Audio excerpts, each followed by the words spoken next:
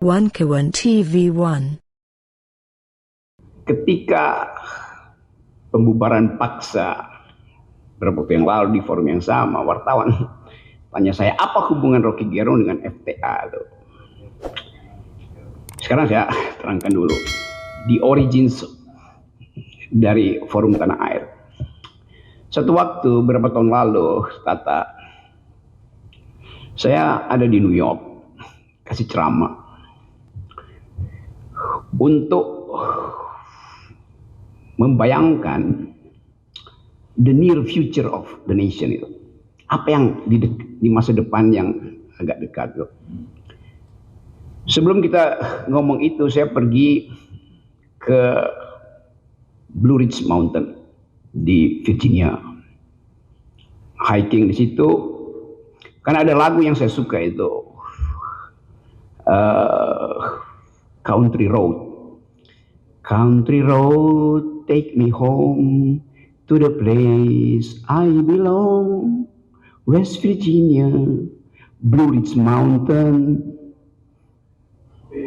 take me home, country road. I hear her voice in the morning hour, she calls me. The radio reminds me of my home far away. And driving down the road, I got the feeling that I should have been home yesterday. Jadi lagu itu karena saya suka dari awal SMA, universitas, sebagai lagu pendaki gunung, saya pastikan mau datangi tempat itu. Akhirnya saya bertemu.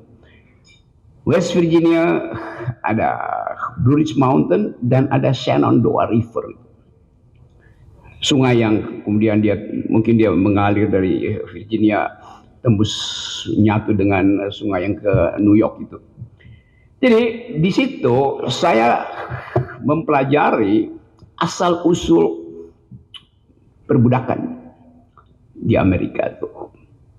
Di situ pertama kali budak-budak itu dikumpulkan di sebuah port di pelabuhan sungai yang panjangnya mungkin 200 meter lebarnya itu. Di situ ada museum yang mengingatkan kita tentang manipulasi hak asasi manusia, tentang upaya orang kulit putih ini untuk menganggap bahwa kalian itu hanyalah barang, the African yang kemudian American African ini. Jadi ide itu juga menunjukkan bahwa ada tanggung jawab dari dunia beradab untuk minta maaf pada mereka yang disakiti hanya karena peristiwa politik itu. Arogansi Amerika masih ada sekarang. Arogansi itu kemudian dianggap sebagai pelindung dari arogansi Israel. Arogansi itu ada di dalam bentuk ekonomi. Arogansi itu juga muncul di dalam bentuk ideologi itu.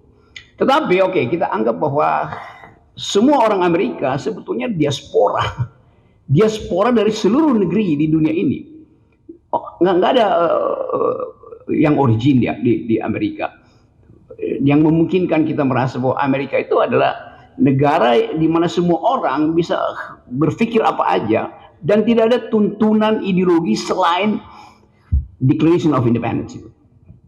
Jadi waktu itu saya membaca bahwa Amerika negara yang menghidupkan ide demokrasi justru karena di situ ada pengalaman historis yang panjang tentang perbudakan. Dan beberapa tokoh Amerika yang pertama kali mengucapkan stop perbudakan, kendati mereka punya budak gitu. Siapa Hamilton punya budak, Lincoln punya budak gitu. Jadi saya mencoba memahami kenapa misalnya orang semacam Tocqueville, siapa nama lengkapnya itu, Refli Harun, Alexis Tocqueville yang menulis buku yang Demokrasi in Amerika. Ada Profesor Kusnul sini. Menemukan bahwa demokrasi itu adalah habits of the heart. Demokrasi itu datang dari kebiasaan manusia itu untuk menghasilkan peradaban kesetaraan itu. Nah, kita pada waktu itu saya coba menganggap bahwa kita harus hasilkan kembali regain demokrasi di Indonesia.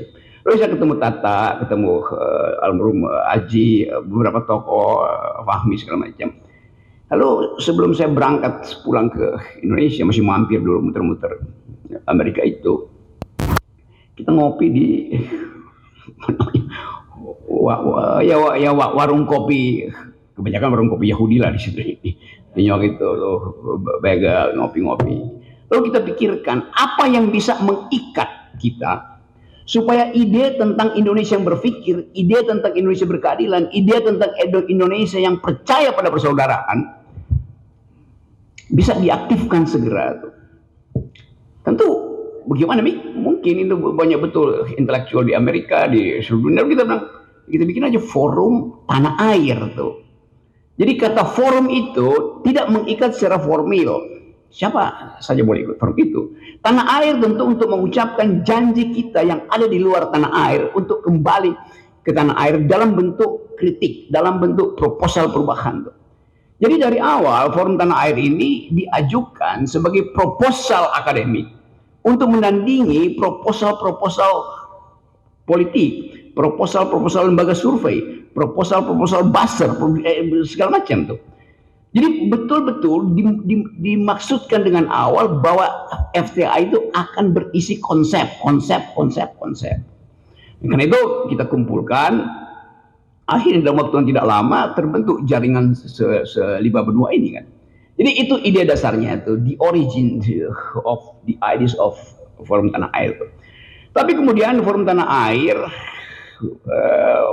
melihat bahwa ada hal yang lebih konkret yang mesti dilakukan, itu mengawasi kekuasaan. Jadi Anda lihat, bayangin, paradigmnya adalah ideas, tetapi kebutuhan konkret kita adalah mengawasi kekuasaan.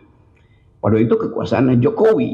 Jadi ide politik, daily politics, current politics akhirnya juga masuk menjadi kepentingan kita.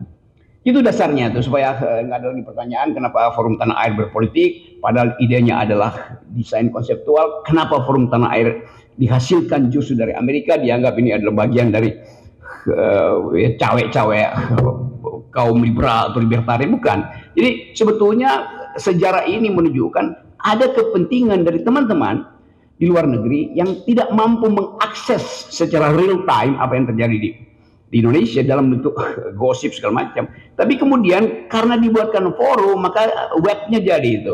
Jadi kita anggap bahwa ini adalah nexus of thought, itu jaringan pikiran yang memungkinkan kita share ideas. Itu dasarnya. Nah, kalau dia berkembang akhirnya sampai dibubarkan, itu pertanda bahwa ide yang hendak kita seludupkan ke Indonesia, ide yang hendak kita investasikan ke Indonesia itu tidak disukai oleh kekuasaan. Kan harusnya kekuasaan berterima kasih karena ada audit eksternal di dalam politik, yaitu dari luar. Mereka cuma ingin audit internal. Mereka yang belajar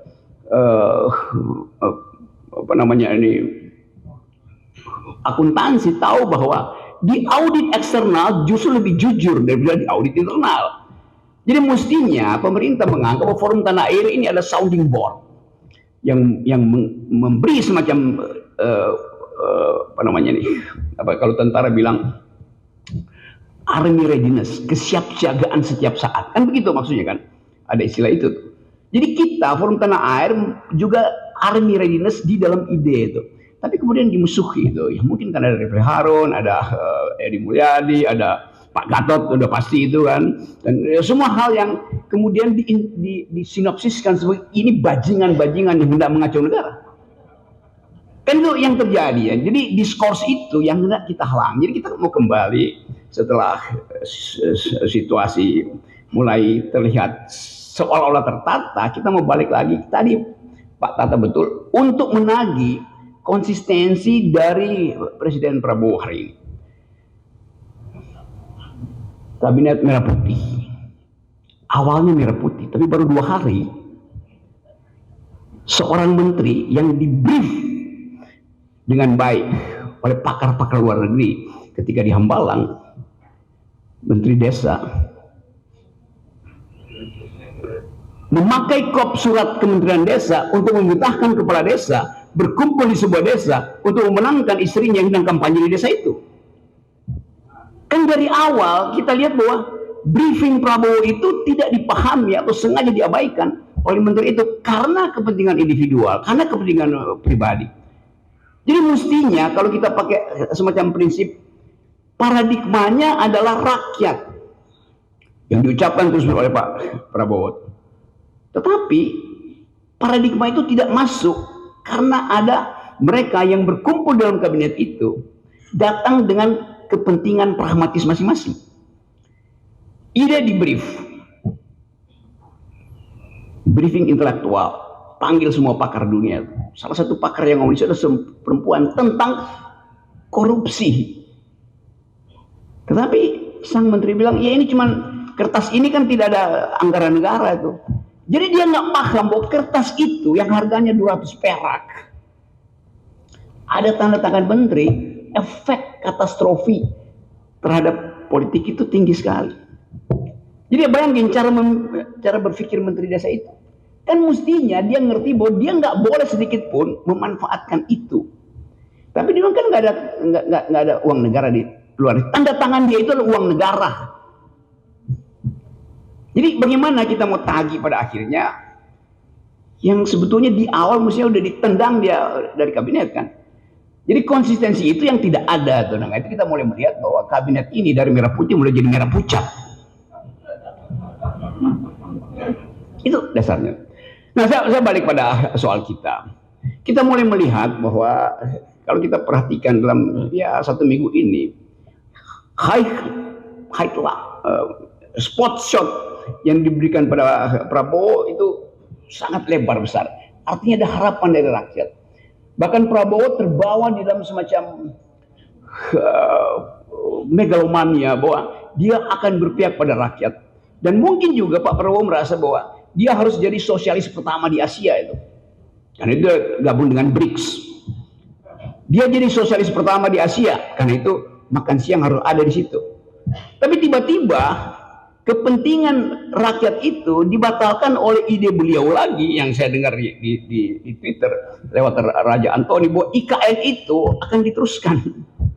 Ya orang yang belajar ekonomi tahu bahwa nggak di mana argumen kelayakan dari segi anggaran. Ambisi itu pasti dibatalkan oleh APBN. Nah, kita mulai berpikir bahwa yang tadi disinyalir oleh Pak Tata itu mulai ada blocking di dalam kabinet ini yang diarahkan secara sangat sublim oleh presiden sebelumnya. Kan mulai terbaca di situ bahwa ini kabinet yang sebetulnya diasuh secara remote control oleh Presiden Jokowi. Orang bertanya kan dia udah lengser. Oh iya, tapi aparatnya masih ada di situ tuh. Dan kemampuan Jokowi untuk menagih tukar tambah masih ada di situ tuh. Walaupun kita tahu ya ini sebentar aja selesai sebetulnya. Dan mungkin dalam 2 minggu ke depan pasti ada 2-3 menteri yang langsung di-reshuffle.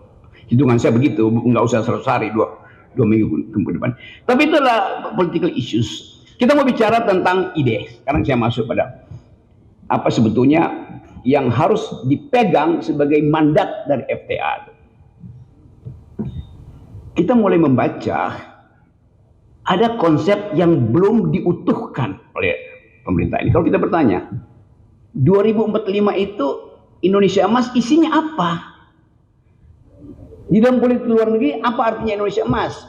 Di dalam soal keadilan sosial, apa artinya Indonesia Emas? Pilihan ekonominya seperti apa tuh? Kita nggak dapat ide itu tuh.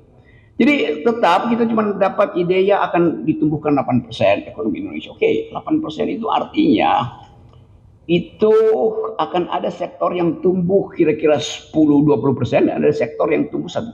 Kan buat dapat rata-rata 8% mesti ada yang di-push ke atas kan. Jadi disparitas pasti akan terjadi itu. Ekonomi akan jadi panas. 8% kan itu, coba tanya Pak Antoni, 8% artinya saya beli bajai dan lalu saya suruh ngebut di jalan tol 120 km per jam. Rontok mesinnya itu. Benar Pak Antoni konsepnya. Belum lagi kita mau tagih konsep 8% itu, grossnya 8%, berapa persen ecological footprint yang disumbangkan oleh pabrik-pabrik akan mengoperasikan 8%. Berapa banyak deforestasi yang disebabkan oleh ambisi 8%? Berapa banyak tanah-tanah di pantai utara yang juga akan dikendalikan oleh oligarki itu yang diperjuangkan terus oleh Pak Said Didu. Jadi FTA akan menguji itu bukan karena kita cemburu atau dendam, tapi kita mau lihat kemasukakalan dari konsep 8%. Itu akan kita studi terus tuh. Kita mau lihat kemasukakalan dari proposal untuk menghidupkan kembali IKN. Apa dasarnya tuh? Yang paling penting kita tahu bahwa soal Indonesia ini yang diucapkan terus oleh Pak Prabowo adalah soal pangan. Apakah pangan ini betul-betul didesain dalam upaya untuk mengatasi krisis pangan? Atau desain ini sebetulnya udah dibaca lebih awal oleh 2-3 orang yang menguasai ekspor impor pangan dan mulai menyodorkan sesuatu sebagai umpan untuk memperoleh kepentingan, keinginan di Papua, di Kalimantan. Jadi kasakusuk ini soal pangan dan soal pertumbuhan ekonomi itu adalah hal yang akan kita riset terus. Kita tentu akan riset bagaimana kemungkinan terburuk kalau pembekalan, sebut aja pembekalan intelektual di Hambalang itu kita uji akibatnya apa. Coba kita kasih contoh. Saya baca banyak tentang si John yang kasih pembekalan tentang politik luar negeri itu. Orang yang punya perspektif realis dalam studi politik internasional, John, last name dia itu.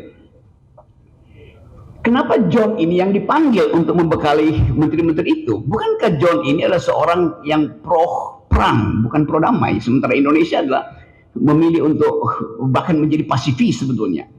Sementara metode yang diterangkan oleh narasumber ini adalah metode kaum realis. Civis pacem parabellum. Kalau Anda ingin damai, bersiaplah untuk perang. Kan beda paradigmanya. Dan lebih dari itu, begitu diterangkan soal ekonomi oleh macam-macam dari 8 sesi itu, kita bertanya, ngerti nggak mereka yang di-brief di Hambalang dalam 2 hari? Dalam bahasa Inggris pula diterangkan itu kan. Ya mungkin pakai interpreter. Tetapi kelihatannya nggak ada yang paham itu. Kalau saya bicara dengan mereka yang ada di situ, ya mungkin 2% sih ini paham. Karena waktu itu dia cuma gini-gini. Padahal sebenarnya dia mesti angkat tangan bertanya tuh. Jadi diskurs intelektual tidak terjadi di Hambalang. Saya sebut diskurs intelektual. Narasinya ada, tapi without diskurs. Bagaimana mungkin pembekalan itu tanpa debat, konsep yang bertentangan. Jadi kita mulai menganggap bahwa komposisi kabinet ini tidak diasuh secara paradigmatik untuk menghasilkan sesuatu yang betul-betul konseptual. Ada paradigma di situ. Indonesia paradigmanya damai, tapi yang diundang mengajarkan tentang cara bertahan dalam perang itu.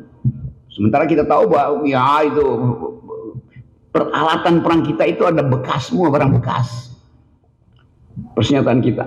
Jadi itu satu poin. Sehingga saya menganggap bahwa ini tadi saya ngomong sama sebenarnya ini kayak orang naik gunung, karena saya suka naik gunung. Itu berebut tiba di atas, padahal tendanya cuma satu. Hancur, kedinginan, segala macam. Ini kabinet yang berupaya untuk cepat-cepat tiba di puncak gunung dengan mengandalkan orang yang di depan itu bawa tenda 10, padahal tendanya cuma satu. Bagaimana mungkin bisa survive di dalam situasi turbulensi misalnya? Tapi oke, itu ide mereka. Kita kasih semacam dugaan awal bahwa akan ada krisis pertama, yaitu dari dalam bentuk organisasi sendiri. Sementara ini terlihat bahwa ada kepatuhan pada Presiden Prabowo dibawa ke Magelang. Itu simbol untuk menghasilkan disciplinary society. Masyarakat yang didisiplinkan oleh apa? Oleh latihan. Politik tidak mungkin didisiplinkan dengan latihan. Ya, mensana incorpore sana, dalam tubuh yang sehat ada jiwa yang sehat. Iya, itu kalau Anda olahragawan. Tapi ini politisi semua. Yang sudah di brief dari awal oleh ketua partainya tuh. siap-siap nyolong di badan anggaran, siap-siap masuk ke komisi dan pastikan bahwa kita bisa ngintip kerjaan dari situ. Kan itu dasarnya tuh. Bagus bahwa ada stepping. Prabowo mulai dengan briefing intelektual di Hambalang, briefing mental dan fisik di Magelang.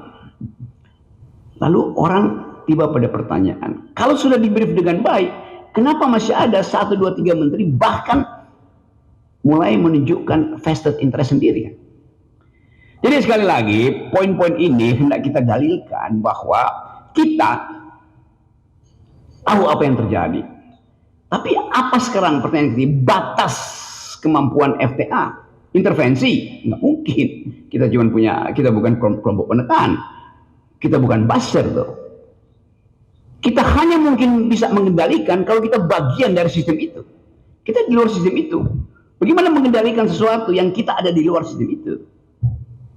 Kita hanya mulai bisa menjejaki apa yang akan terjadi sambil melihat suasana dalam perjalanan menuju target-target dari kabinet ini kan.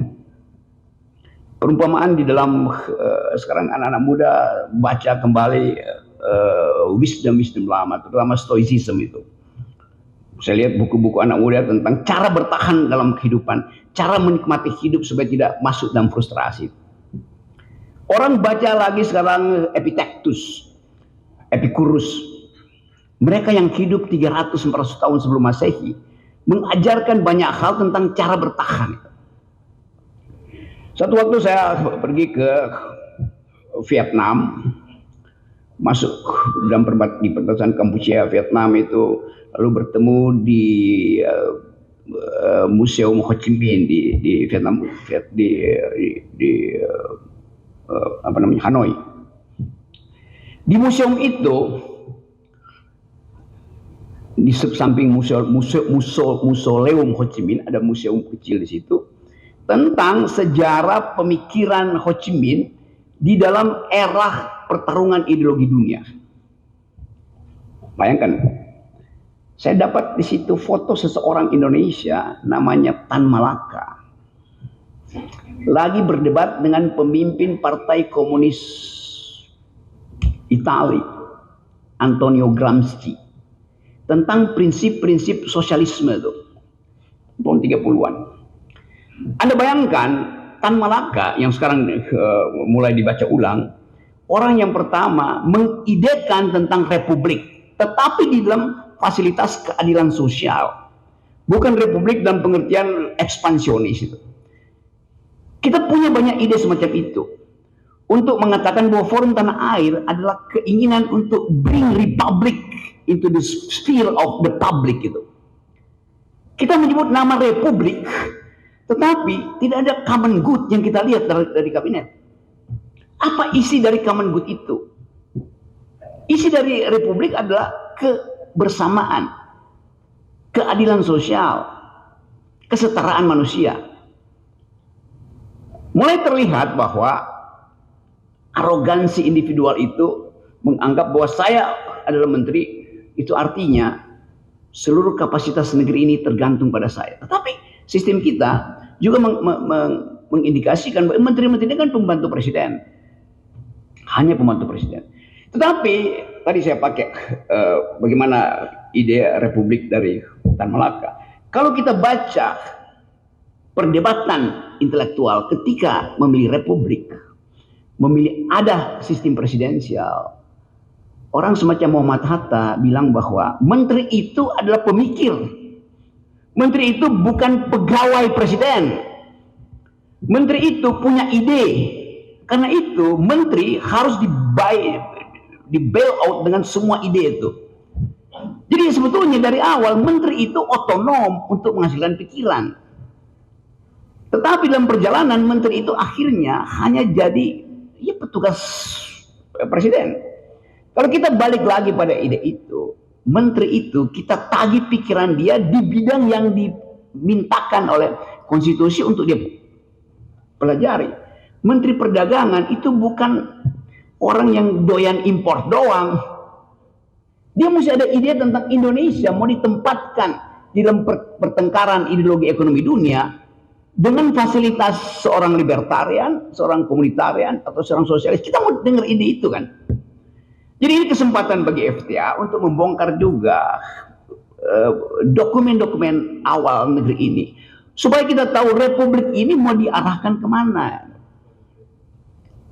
Kalau saya datang ke Papua, satu waktu saya kasih kuliah di Papua, ada satu orang tanya, Pak Rocky, menurut Pak Rocky, kami menerima Pancasila, kata orang Papua. Tapi menurut Pak Rocky lebih penting mana, sila kedua atau sila ketiga? Bayangkan coba. Dia bisa pikirkan itu tuh. Dengan cepat saya bilang, pasti kalian ingin sila kedua tuh. Kemanusiaan yang adil dan beradab harus mendahului persatuan Indonesia. Tepuk tangan semua tuh. Kalau udah intel di situ, saya pasti ditangkap. Karena dianggap mempromosikan kemerdekaan Papua tuh. Karena mestinya persatuan lebih dahulu. Tetapi secara ideologis, Bung Hatta juga akan setuju bahwa tidak mungkin ada persatuan kalau ada disparitas ekonomi. Ada rasa tidak damai pada publik tuh. Jadi kita mau bongkar itu. Jadi saya ingin supaya Forum Tanah Air jadi tempat untuk membicarakan ulang the idea of republic di dalam sejarah perjuangan kita. Itu yang hilang. Itu yang menyebabkan anak-anak sekarang itu, anak-anak muda itu menganggap ya republik iya. Ada seorang pelajar di Turki, satu waktu saya kasih kuliah di Turki.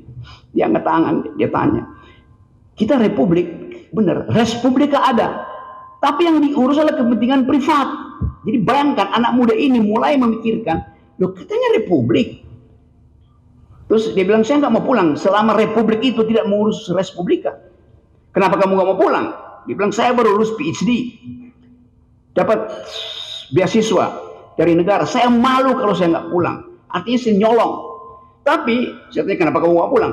Kalau saya pulang Pak, dengan pangkat sekarang doktor, saya akan kembali pada bos saya yang setiap hari suruh saya markup anggaran. Is it a kind of republics? Jadi anak-anak muda ini juga mulai cemas melihat bahwa mereka tahu, akhirnya mereka mulai membaca sejarah pembentukan republik. Jadi Forum Tanah Air di dalam keadaan diasporik akan mengupayakan ada jaringan diaspora yang tidak mengembalikan pikiran di dalam pertengkaran politik. Pikiran di dalam pertengkaran politik. Sama seperti ketika negara ini dibangun. Ada pertengkaran politik di konstituante. 3 bulan terus-menerus berpikir tentang ide. Sekarang ada kesempatan buat dunia diancam oleh Perang Dunia Ketiga. Ekonomi mulai mengalami ya ketidakmampuan untuk mengambil sikap misalnya. Bahwa kita mau pro growth di dunia itu atau pro human solidarity. Kita tahu bahwa dunia ini sekarang isunya kan biasa lah, isu cuma global security adalah isu bersama kita. Environmental ethics adalah isu bersama kita, karena kita nggak bicara lagi NKRI harga mati. Ini planet harga mati itu yang jadi isu dunia. Yang ketiga human solidarity. Jadi kalau FTA mulai untuk menuntun negeri ini dengan 3 isu itu, global security, banyak pakar di sini, environmental ethics, berlimpah pikiran tentang krisis lingkungan, dan human solidarity, 3 ide ini akan comply dengan ide-ide dunia. Jadi seterusnya nanti mewakili FTA, saya ingin teman-teman bantu kita untuk secara intensif membicarakan 3 isu ini. 1, global security, karena kita akan terlibat mau tidak mau di dalam pertandingan global. Environmental ethics, karena tutupan hijau kita itu berkurang. Walaupun gengnya Jokowi bantah, tuh Rocky Gerung itu bohong tuh. Tutupan hijau kita justru bertambah kok. Nggak ada deforestasi, dia tanya dari drone, hijaunya tambah. Saya bilang iya, you zoom in di situ, you tahu itu hijau lapangan golf, hijau sawah yang akan dicetak di Papua, hijau sawit yang semuanya monokultur. Bukan itu yang disebut green di dalam sustainable ideas of green economy, circular economy. Jadi sekali lagi, tadi saya bilang apa? Jadi FTA punya 3 kurikulum. 1, kita akan pantau global security, termasuk posisi Indonesia di dalam persaingan global security ini. Yang kedua, environmental ethics ini penting sekali dasarnya. Saya masih ada waktu nggak? Saya mau terangkan agak panjang supaya sekaligus kita dapat. Soal environmental ethics. Satu waktu saya ngopi di Kenal lagi ya. Di Budapest, Hungaria, anak muda datang, nawarin kopi. Saya bilang, kita Indonesia punya kopi. Apa kopinya? Gayo. Dia bertanya, anak muda ini, Gayo ada di Aceh.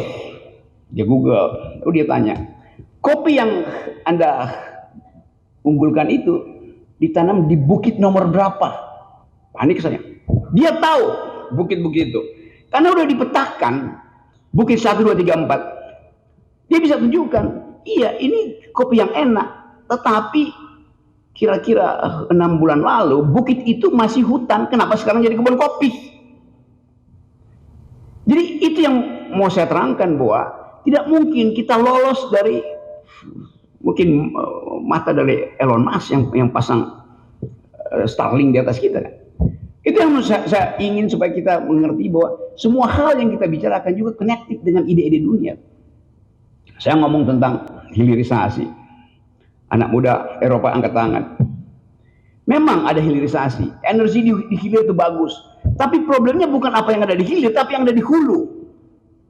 Apa yang ada di hulu? Kotor secara politik, bersih secara hilir, kotor secara politik. Dan itu juga yang diiakan oleh Hasyim Johari Kusumo kemarin. Bahwa 10 orang Indonesia itu menguasai industri hulu itu tanpa ada persaingan di dalam lelang yang masuk akal. Jadi ada monopoli di hulu. Itu bagi orang Eropa, itu anak-anak muda Eropa terutama, itu hanya kotor secara politik karena cuma ada 4-5 pemain nikel. Jadi kita mesti lihat cara berpikir baru itu, bahwa orang nggak persoalkan energinya bersih, tetapi diperoleh dengan cara bersih apa tidak. Jadi FTA, karena ini adalah diaspora, ada di mana-mana, di 5 benua. Juga kita akan kumpulkan narasi-narasi kecil. Supaya kita mengerti bahwa suatu waktu anak muda Eropa ini, dia akan ban kita, karena menganggap kalian do not speak environmental ethics. Produk-produk kita akan di ban di sana. Tentu mereka pasti akan minta partai buruh atau partai hijau di situ untuk jangan bantu Indonesia tuh. Kampanye anak-anak muda ini melampaui kemampuan partai politik seluruh dunia. Di kita juga mulai begitu. Kampanye sosial media anak-anak ini, itu yang mesti kita perhatikan, mampu untuk merubah konstelasi politik. Viral semua. Jadi suara anak muda ini juga akan jadi perhatian FTA, bahwa mereka lah yang memang berhak untuk menghasilkan masa depan. Dan bagi kita yang ada di sini sekarang, kita ingin ingatkan bahwa yang kita sebut sebagai kabinet hari ini sebetulnya itu hanya semacam kompilasi dari bermacam nada tanpa partitur tunggal gitu. Jadi kemampuan itu yang saya kira kita bisa bicarakan hari ini. Tentu kita akan masih bahas hal-hal yang lebih teknis, tapi saya ingin FTA itu mengucapkan the politics of hope. Di belakang kita ada politics of memory. Dan supaya kita tidak terjebak pada seolah-olah kita paham semua hal, padahal sebetulnya hanya karena kita tidak ada di dalam kesempatan untuk ada dalam kekuasaan, bukan tidak berarti kita tidak boleh memantau kekuasaan itu. Tadi saya masih pakai teori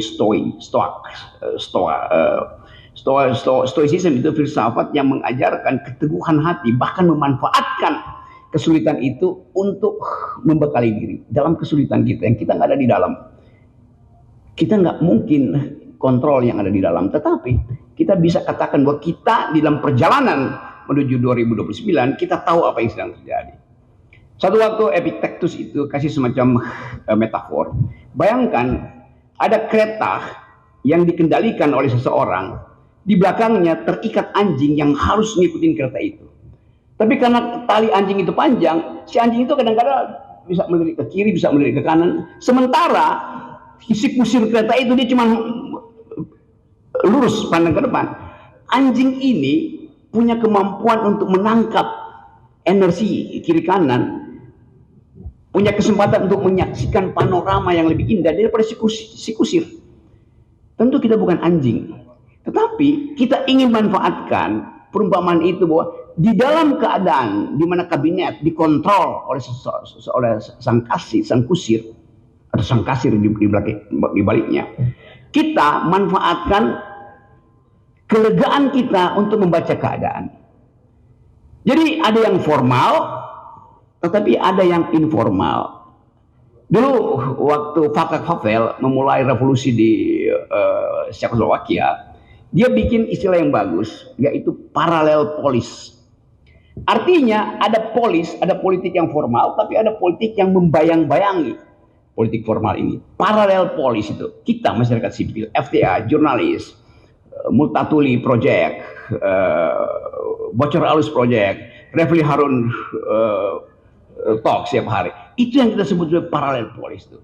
Kalau FNN sudah dengan sendirinya lakukan paralel polis setiap hari itu. Jadi saya ingin FTA ini jadi paralel polis, sesuatu yang membayang-bayangi potensi frustrasi dari sistem yang formal tadi. Saya tetap menduga bahwa akan ada keretakan di dalam kabinet. Saya tetap menduga bahwa dengan cara apapun, ide untuk menghasilkan gambaran besar yang dibayangkan oleh Pak Prabowo tidak bisa diserap oleh otak-otak kecil yang ada di dalam kabinet. Itu intinya tuh. Dan desain-desain awal ini mulai menunjukkan bahwa mulai ada keretakan. Jadi sebelum kita masuk pada halusinasi kabinet, kita pastikan bahwa kita ingin menghasilkan kembali Indonesia yang berpikir. Assalamualaikum warahmatullahi wabarakatuh.